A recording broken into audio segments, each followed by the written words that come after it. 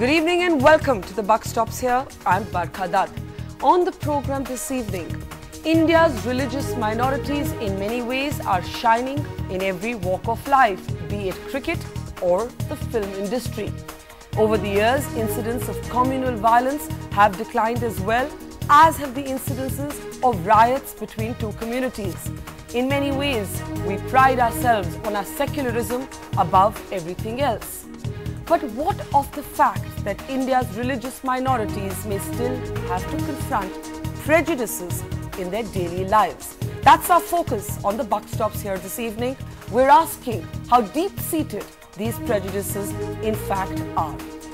This question tonight was triggered by a controversy that erupted around one young man, a former army officer who's actually sent a legal notice to a leading private airline in this country, SpiceJet, accusing its staff of religious bias. According to this young man, who now works in the corporate sector, who's the son of a lieutenant general who is currently the vice chancellor of the Aligarh Muslim University, the staff of this airline made comments about him that were an insult to his faith, that made him feel defensive about it. The airline, of course, has rubbished the allegations, but the controversy has opened a wider debate. As we said, we're asking on the Buck Stops Here whether India's minorities still have to live with deep-seated social biases. But first, the story of Muhammad Ali Shah. Kashish has a special report. I've looked after the security of the country and I'm proud of that fact. I'm very proud to be a Muslim. At the same time, I'm very proud to be an Indian. And I'm very proud that I'm a former major from the army who knows the rules and regulations. I'm well educated.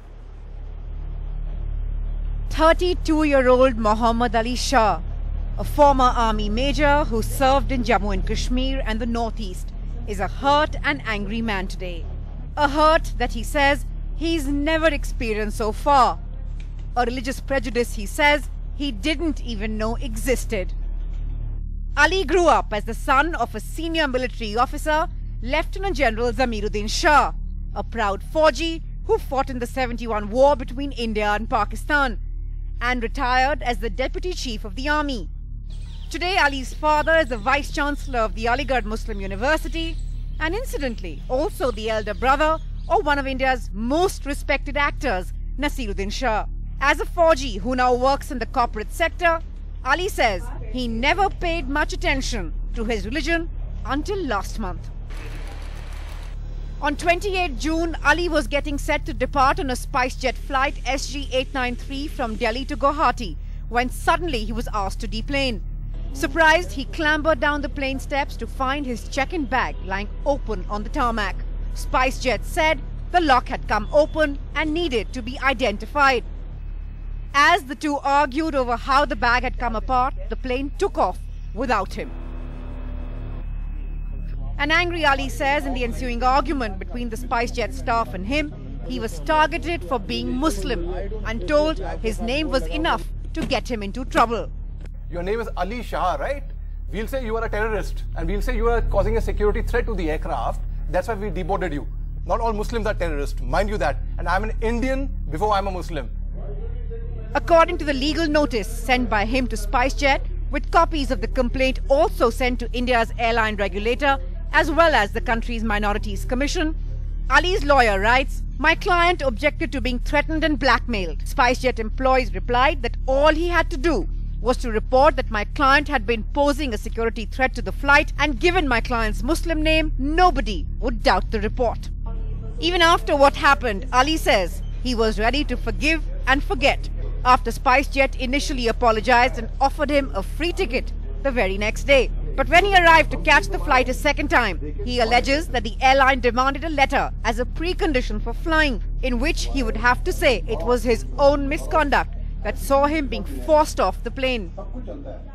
You will have to give us a letter in writing saying SpiceJet Airlines did not board you out of the aircraft because of your baggage being found tampered and opened and ransacked, or opened accidentally, whatever. You don't have to mention your baggage.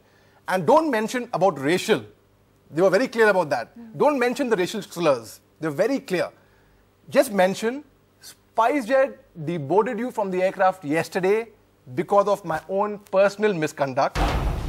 Denying the allegation of religious prejudice by any of its staff members, SpiceJet has dismissed Ali's allegations as incorrect, inaccurate, and an incomplete version of the entire incident.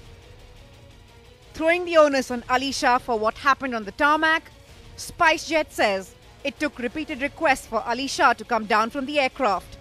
Ali Shah refused to identify its baggage and contents.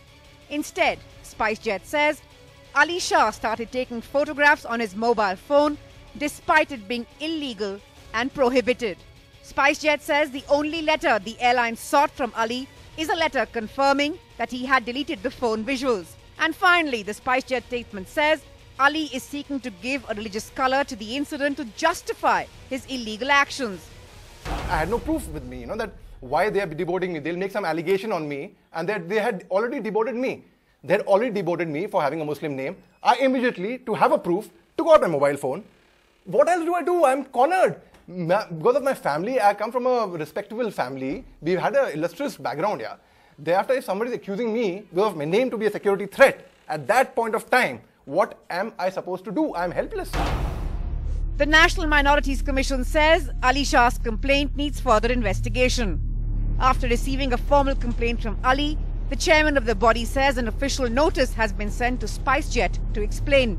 If, in fact, this of course is yet to be seen, questions were raised because of his background, because of his religious faith, on his patriotism, then that is a question which is highly condemnable, reprehensible, and the Commission will certainly take serious note. Beyond this controversy, Ali Shah's allegations raise a wider debate.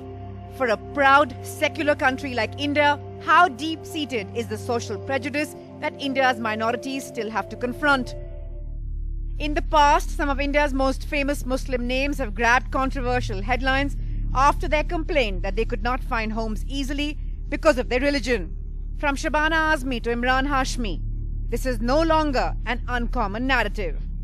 Saif Ali Khan, the child of a Hindu-Muslim union, said nearly everyone faced it, but he was not overly bothered by it. If you try and buy an apartment in some places in Bombay, you won't be allowed to. But have you ever experienced that? I think so. I can't remember. It didn't really bother me because I, Because one does remember a time when Shabana Azmi, for example, did speak about that in Mumbai, and everybody said, "Oh, come on, it's not possible." And you're saying you've experienced something like that as well. Of course, everyone's experienced it. Everybody knows. It's not a. But even someone like you. It's like saying there's corruption in India. It's that common. It is that common. In a country where 20% of the population is made up of minorities, liberal Muslims especially have always argued against a siege mentality. And as this latest debate reminds us, a wider and more honest conversation about prejudice may well be in order. In New Delhi, with camera person Manoj Thakur, Kashish for NDTV. India's #1 news app just got even better. Download NDTV's new app. Fully optimized for retina display. Full screen view. Faster response time. And Sudoku. NDTV's new iPad app. Download now.